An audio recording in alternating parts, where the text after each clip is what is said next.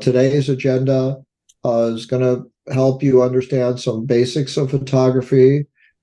We're going to take a look at the camera app on the Samsung phone, and then we'll take a look at the camera settings on the Samsung phone that will enable us to do a few things with it that we might not have tried out otherwise, okay?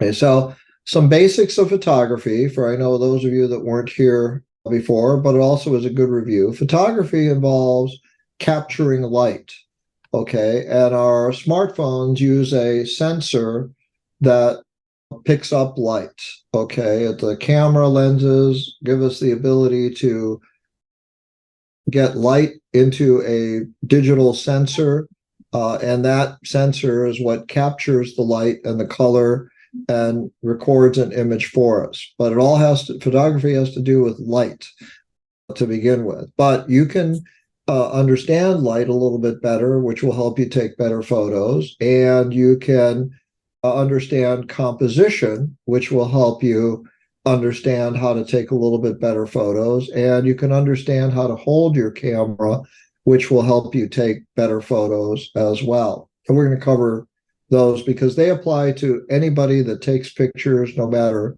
who they are and what they do. Okay. Light is what your camera lens captures. So the more light you have, it works better where the light is coming from, what color it is, what time of day it is, whether it's a sunny day or an overcast day, whether you're indoors or outdoors, whether you're at night. It all has to do with light. And the good thing about smartphones is that they've got computers that are calculating and trying to make adjustments for more difficult situations, and they're trying to adapt their sensors, and they're trying to use their software to make sure that most of the time you will take reasonably good photos, regardless of the situation you're in. But there are some really difficult situations that are hard to take some pictures in, and understanding light a little bit better will help you. The amount of light makes a big difference. One of the things your camera lens has in it is a shutter that opens it up and closes it to capture a point in time. A photograph is a point in time. Okay, so we're capturing something that the camera sees, and the faster the shutter speed, the quicker the camera lens opens and closes, so it can capture things that are very quick moving as well, and gives it a sharper image also. So the more light you have gives your camera the ability to open and close faster, which gives you a sharper image. The less light you have, because these are small lenses, new stuff, they can only open so much. And as a result of that, they can only let in so much light at a time because of the size of the lens. When professional photographers or more avid hobbyists use digital single lens reflex cameras, they have lenses that are very wide and let in a lot of light, so they can increase the shutter speed they use when there's less light available. Okay, so that is a combination. The amount of time the shutter is open and how big the lens is that allows light in gives more light to the sensor so it can pick up the image better. Okay. The subject that you want to take a picture of and its relationship to the direction of light have an effect on your light as well. We took a look at the iPhone class. I'm going to try and duplicate it here for those of you that didn't sit in on that. A backlight situation where the light is behind the subject and your camera is pointing at something and the light is right behind the subject. That's a difficult situation for lighting because your camera is trying to adjust and say, wait a minute, what do you want me to take a picture of? What's exposure do you want me to use? So you want me to set the exposure for all the light I see?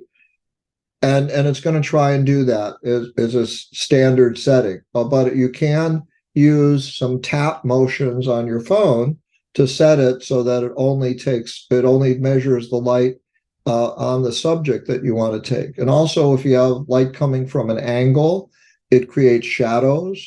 And sometimes shadows can be very interesting, but sometimes they can be something you don't want. But keeping in mind that where the light is coming from and what time of day it is, the intensity, all have factors that affect how your picture is going to come out. Light comes from a direction. It can be from the front, where you have a camera pointing at a subject and your light's pointing directly at the subject. It can come from the top. It can come from the bottom.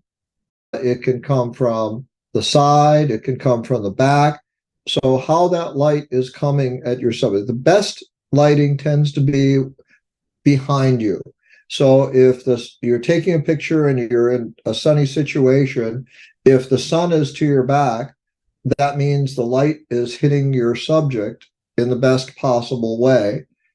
And it can be to the left or to the right, and it'll work better. But if the sun is directly in front of you and you're trying to take a picture of somebody in front of the sun or in front of a bright window or in front of something that's a bright light behind them, it's going to make it more difficult for you to take a good picture because your camera can't solve problems with lighting. It's something that your camera will try to do, but it isn't always able to do everything you might want it to do. So the best way to take a picture, if you're in a situation where you're outdoors with people, if you have look at the sun, look at the angle the sun is at, and try and make sure it's behind you. Now, one of the challenges when the sun is directly overhead, it's one of the worst lighting situations of all, oddly enough, because if you want somebody's face lit up, but the sun is coming directly from overhead, their face is not going to look very natural. It's not going to pick up the shadows. You lose all of the shadows when you have the sun overhead directly. So photographers like to take pictures in what are called the golden hours. And the golden hours are when the sun just rises and when the sun just sets. And so you find photographers don't tend to have breakfast or dinner with their families very much because those are the hours they really focus on trying to be out taking pictures.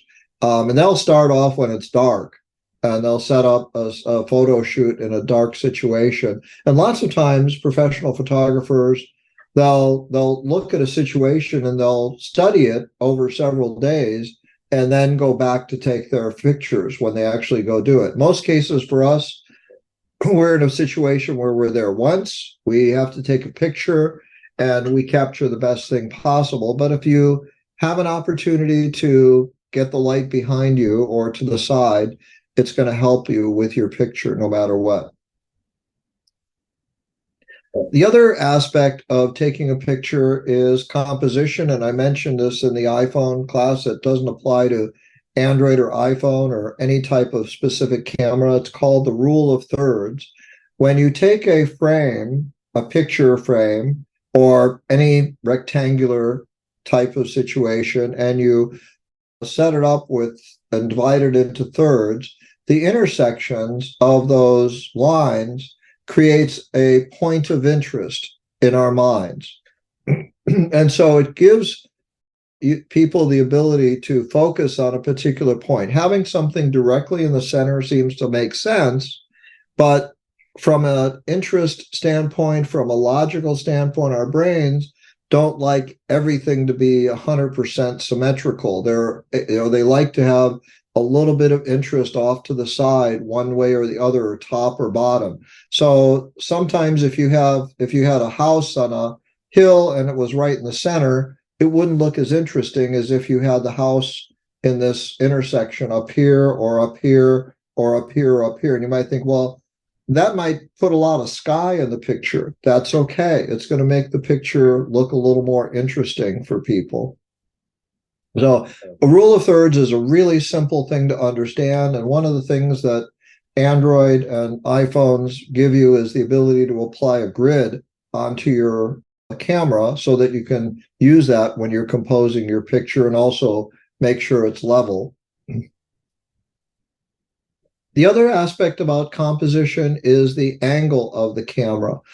Sometimes having a perspective from pointing up or pointing extremely down or is a good angle. We tend to take pictures virtually all the time standing up and we're at eye level. And so everything looks pretty boring after a point that when you take pictures at eye level all the time.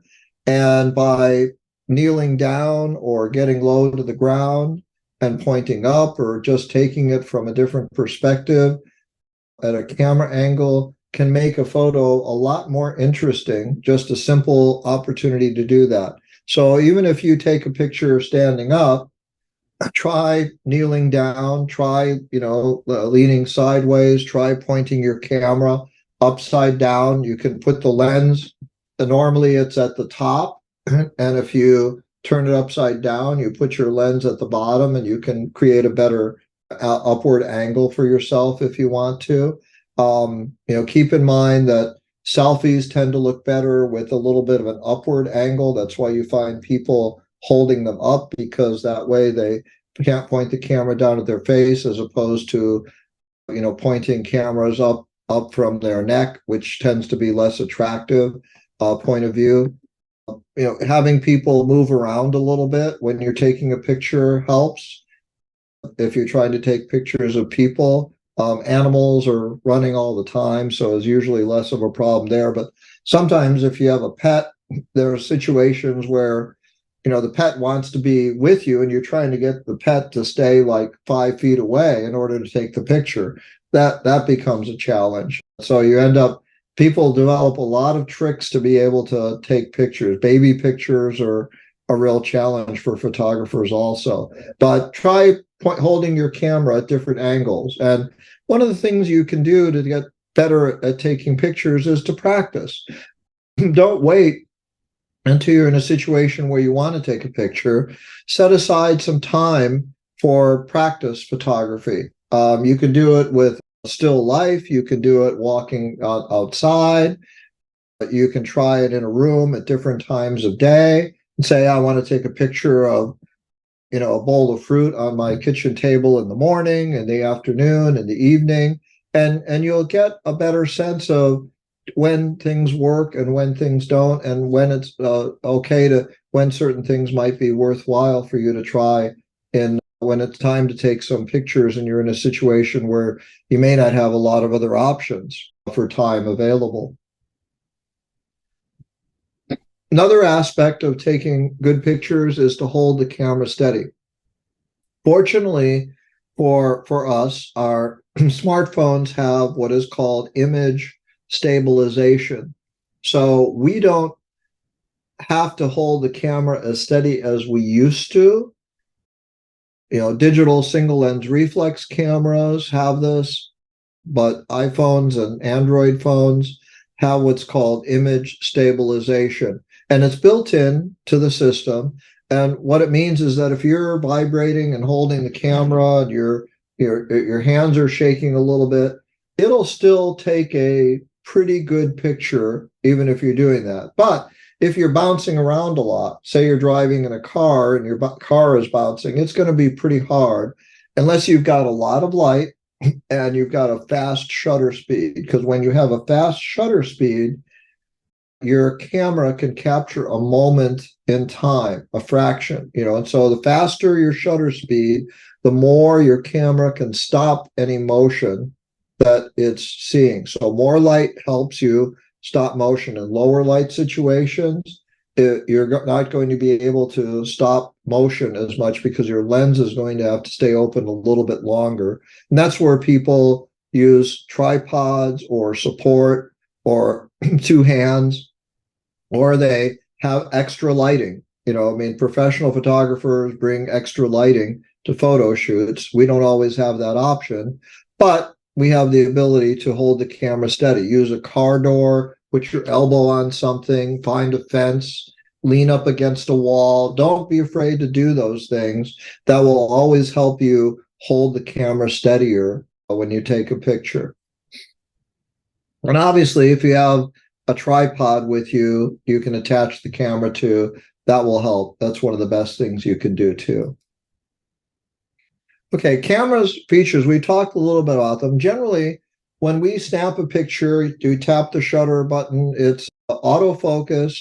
Your camera's focused on everything it can focus on. It's going to tend to recognize faces. There's a facial recognition software in the camera apps.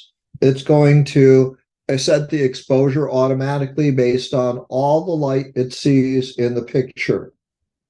So that if you have a window, for example, on the left and a subject like a person or a cat or an animal on the right, and the sun is shining in the window, your camera is going to average all of the light from that exposure to come up with the right exposure. And things might not look quite as good as they could, but you can do a couple of things. You can just point your camera over, or you can zoom in by using the zoom, pinch zoom feature just to focus in on the subject and take a picture. And your camera will automatically adjust the exposure based on what is in the viewfinder. Your screen is a viewfinder when you're doing that.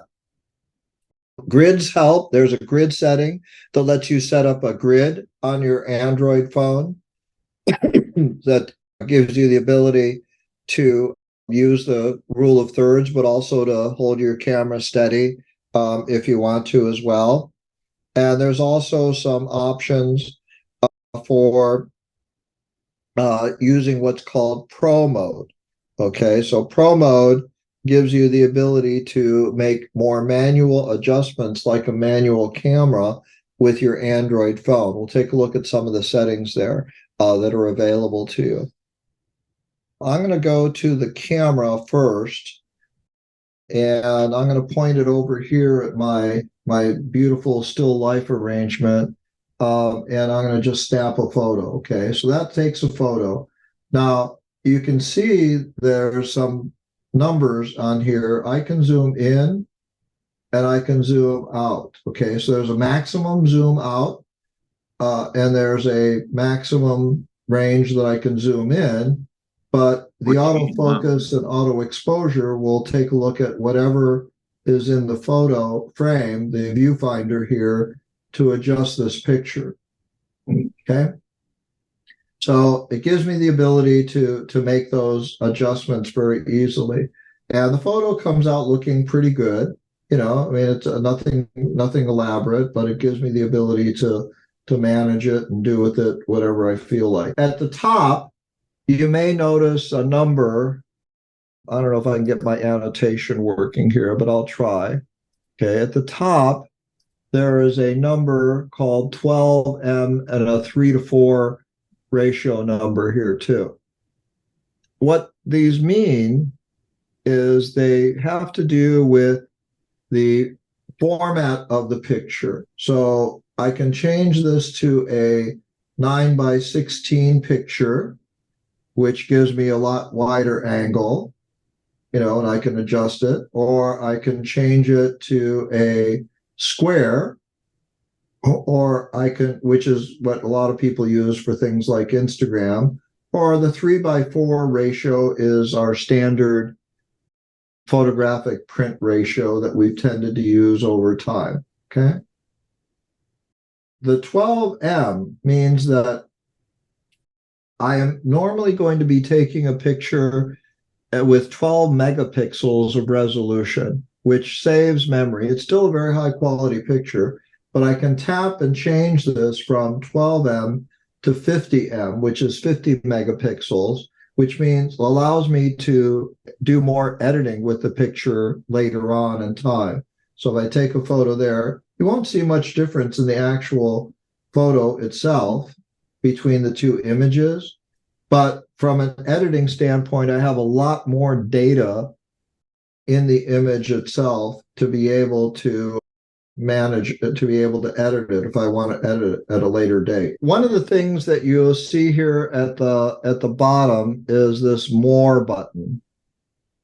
Okay, you may or may not see it depending on the model of Android phone you've got. Okay. But if I tap on more, it brings up a whole screen of options here. AR Zone and Bixby Vision are not really for photography, but there are some interesting things there.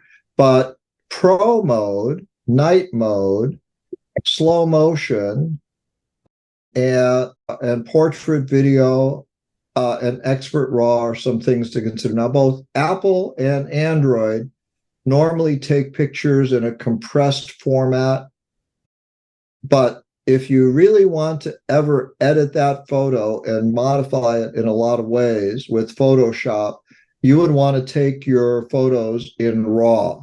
They're huge files.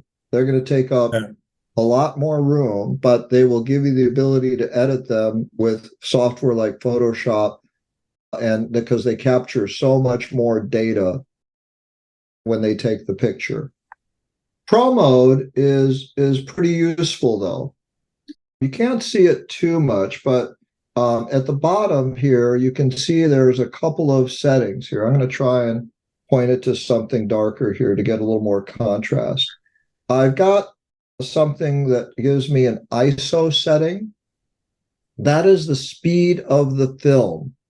The film is more sensitive with certain modes of ISO. So if I wanted to give myself the ability to take something in a really dark environment, I could manually set my film speed to a really high number. I can go up to 3200 on this model, or I could go down to something else. And you can see how it sets the exposure manually.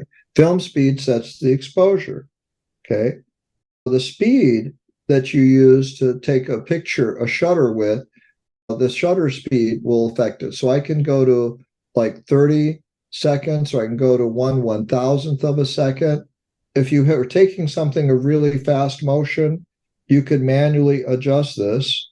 And then I've got something where I can focus it in the center if I want to. So Pro mode gives you the ability to manually override some of the automatic settings. But I mean, there are some tools here, like if I just want to tap on my screen and set the exposure for that particular point, I can do that. Or if I want to tap and hold, you'll see it locks exposure. And so that particular position on the camera frame is always going to be what's in focus, as opposed to it automatically moving around, which is its net normal setting. So you have some options to be able to do that and adjust it. Now, if I take this picture from a straight angle or an upward angle, or I turn the camera upside down and take it from another angle, you can see how I got it sideways here. It went sideways on me. Let me go turn it completely around here. I'm not getting it to rotate completely, but I'll take the picture and then I'll show you the picture. You can take something from another perspective, and then you can see what the picture looks like, when you're looking at it. It changes the perspective of the picture when you adjust, the point of view of what you're looking at to be able to do it. So that those are easy things to do. Now, the other thing is, and the phone, is that there's this portrait setting. Works very similar to iPhones, oddly enough, is that if you take something in a portrait, it says ready. Okay, let me try and get it a little better here. It'll say ready at the top, and I'm going to take a picture of this, and it gives you the ability to focus in. It kind of blurs, it blurs the background for me automatically. So there are some options there with your camera to be able to automatically blur the background with doing things. You can see this is not blurred, this is blurred. So just that little portrait setting gives you the ability to modify and change it. And this actual little dot right here actually gives you more portrait options. So you can change the effect strength, you can blur, you can do what's called studio, you can do high key mono, and it draws a circle because it's going to highlight that area low key mono, and backdrop. Which I'm not sure what backdrop's going to do. We'll try that because I didn't try that one earlier. So I'm not sure why it comes out blurred. It's better for portraits, but or if you have a subject you can focus on. So these are things that if you try to do them on the fly, it's going to be very frustrating. But if you practice with them, it's going to be something that you'll get comfortable with. Say, I really like that effect. I really like that. I want to be able to do that. So in our settings, which are under settings and then apps, and then we have to go to camera. So it's a little more work to get to. We have the ability to manage settings. So I can change how things look on this for settings and the camera settings here. I can use my camera to scan documents and text or not. Okay, I can use it to scan QR codes. That's set up standard. I haven't changed any of these. You can use the swipe shutter button to take a burst. That means it takes a lot of rapid pictures. Advanced intelligence is quality optimization and scene optimization. That's the automatic software that's going to be doing things. Advanced picture options lets you change your saved file format from a JPEG, which is what's standard, to a HEIF, high efficiency image format, which is the same as used on Apple. It's actually considered a little higher quality, so it's somewhere between JPEG and RAW. Okay, but it's very efficient. And then video stabilization. We're not really talking about video, but if you want to turn on grid lines, this is where you can turn on your grid lines, and then your camera will have grid lines on it. When it'll show you grid lines, and it'll show you a level, so you can focus in and format something for a particular image if you want to, and format it that way. If you want to switch from your rear camera to your front camera quickly for selfie, you can just swipe up and down. So there's a lot of different options here that give you the ability. And the standard is you can press the volume button to take a picture anytime you want to on your phone as well. So that usually becomes a shutter button on iPhones and Android phones. It's a quick way to take a picture. So if you want to hold it steady and take a picture, I wanted to just share a few of those things with you. I mean, Android phones are really pretty powerful. They're really pretty strong, and they're very capable of doing a lot of things. The quality of the lenses, oddly enough, most of the lenses in our smartphones are made by Sony, both for Apple and for Android, although Samsung makes their own lenses, but Apple buys their lenses from Sony now. And it's the software in the back end that when you use the camera app, processes a lot of information. It's just a matter of becoming more familiar with situations, your camera tools that are available, and practicing. I mean, these cameras have a lot of capabilities and the Pro mode in the Samsung Android. I don't know if Android has the Pro mode standard or whether it's something in the Samsung camera, so I can't answer that question. But I know the Google Pixel phone has a lot of features as well, so it may be available as part of Android, but I know it's definitely part of Samsung. I've traveled to Spain now to visit family for 2 or 3 trips, and I've stopped taking my digital single lens reflex camera, but there are situations where a digital single lens reflex camera is better. You can get a bigger telephoto lens. You can change lenses on those cameras, and so you can get a much longer telephoto length, get a lens that gives you the ability to take close-up pictures from far away. You can get wide angle lenses. You can get lenses that let in a lot more light for indoor shooting without flash. But, for the most part, our smartphone cameras are probably better than any old point and shoot model we owned and had it over time. So hopefully that'll help you understand a little bit more about your Android Samsung camera. If you're ready to take advantage of some of these features, maybe it's something to think about when you buy a new phone. It's like, you have one device with you that's a great camera and a great phone. Having that quality camera with the quality lenses with you all the time, it gives you a lot of ability to take photos that you might not have thought about otherwise too.